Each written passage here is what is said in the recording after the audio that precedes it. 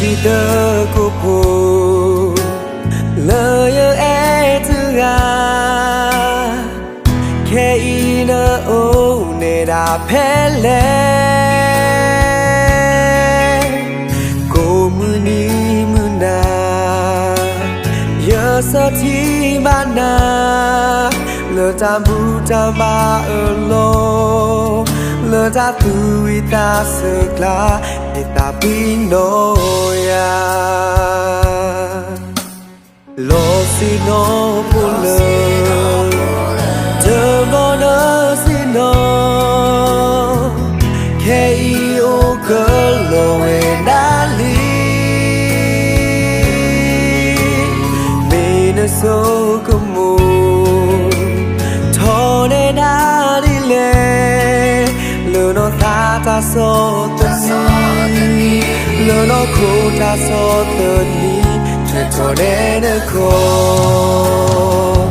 hết kỳ nên đã thì tớ có phố nợ thì tớ có phố khô qua là na để tôi hi lo bờ sự nó mà tớ cô ta sa khi lô ba ya cơ mà ở ta mà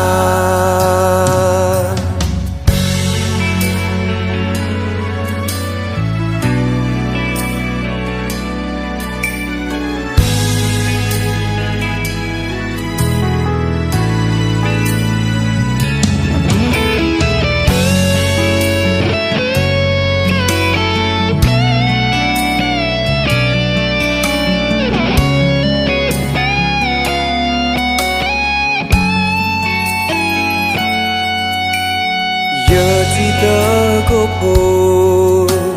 lời ế thứ à khe y nơ ô nê đà phê lê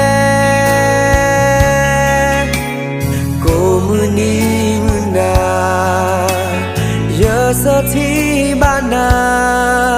lỡ ta bu ta ba ở lô lỡ ta tu ta sơ la để ta quý nôi à lo si no pun lơ thơm nó nỡ si no khe yêu cơ lo e na li me na so como thọ ne na đi le lỡ nó ta so tani lỡ nó khô ta so tani cho nên cô để kỳ nên đã thì tớ có phố nợ thì tớ có phố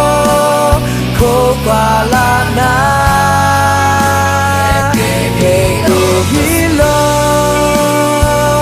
ở sự đó mà tớ cô ta sa khi lô ba na ya cơ mà ở ta mà hệ kỳ nên đã thì tớ có phố nợ thì tớ có phố khô qua là na hệ kỳ hi lo ở sự đó mà tớ cô ta sa khi lô ba na ya cơ mà ở ta mà sa khi lô ba na ya cơ mà ở ta mà